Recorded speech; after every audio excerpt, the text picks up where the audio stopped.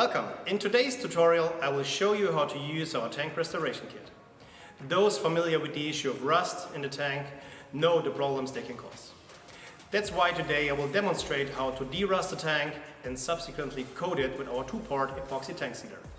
Before we begin, let's first take a look at our tank restoration kit and its components.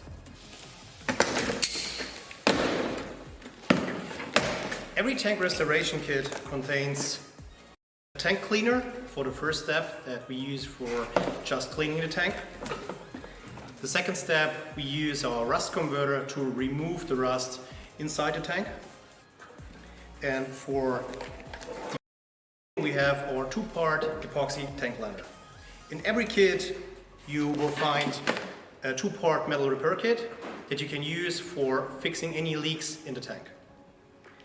And additionally, we have in every kit a manual which describes step by step the tank restoration process.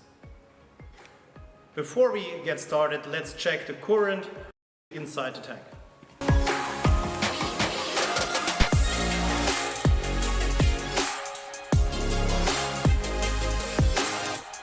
First, we need to seal all openings of the tank. For this we use here screws and different bolts to really close all the openings. Once the tank is sealed, we will pour the tank cleaner into the tank and mix it 1 to 10 with warm water.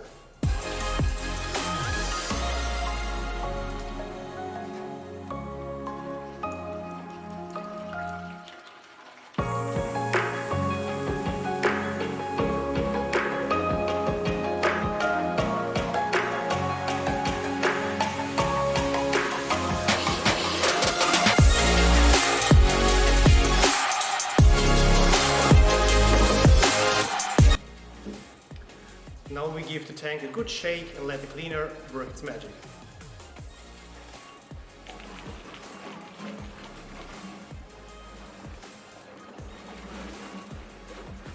Welcome back to our tank restoration tutorial. First we drained the tank cleaner, then we rinsed the tank with water only until we really had clear water coming out. So now let's take a look inside the tank after the application of the tank cleaner.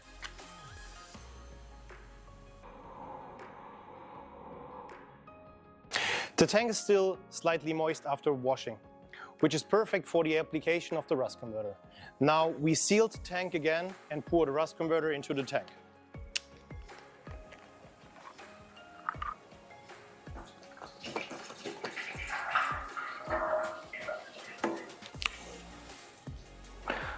Now we close it again and then we shake the tank.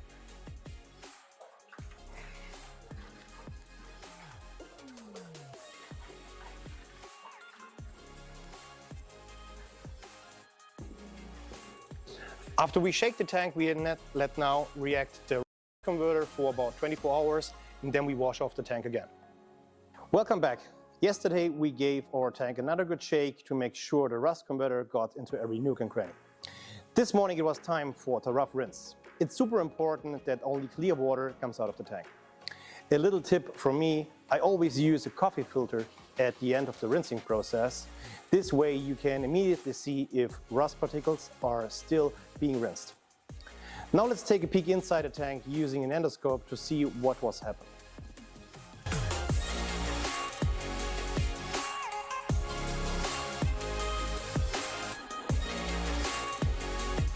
As you can see, the rust converter has reacted perfectly. Now it's all about the patience as we let the tank dry completely before we can start with the tank coating. Let's dive into the tank coating process. First, we need to mix the two components together efficiently. Firstly, looking at the main component, the epoxy resin is quite solid before mixing.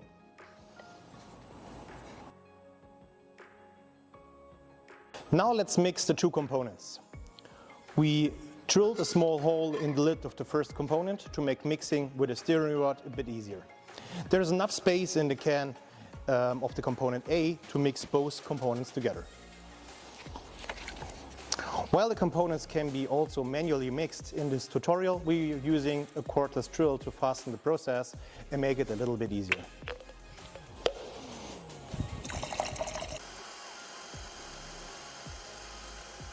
We must stir for several minutes now until the liquid is perfectly mixed.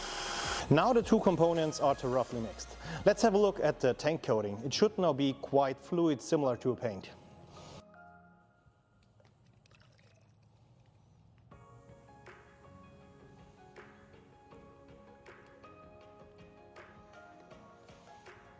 It is crucial that no epoxy residues from component A remain in the can.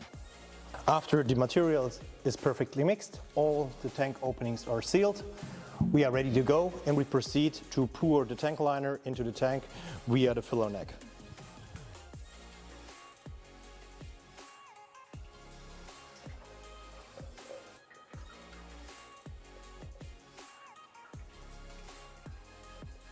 We protected the tank lid with a foil and seal it.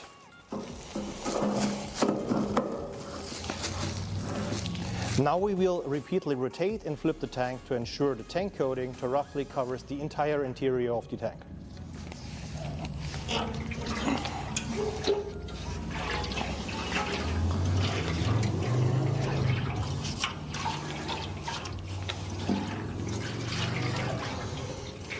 Next, we let any extra material drain out of the tank to avoid creating ridges and to keep the layer from getting too thick.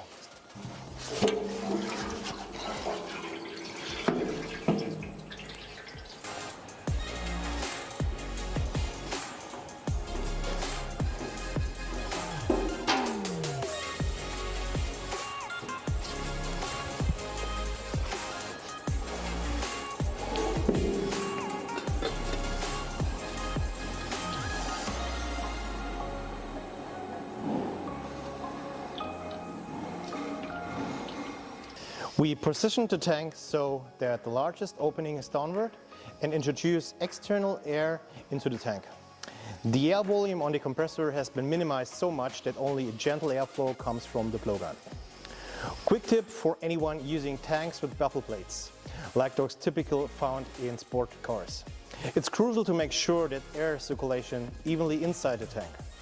So a little trick we used, we drilled 4 holes in the hose, just to make sure the air gets distributed evenly in all directions inside the tank.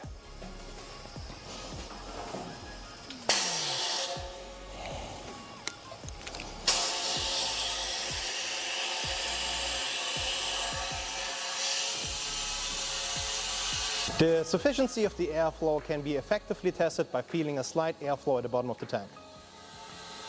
Now we just have to wait and let the air flow through the tank for about 5 hours. The coating has now cured and the tank is rust-free and protected. To double check, you can flash the tank with fuel to check for any discoloration.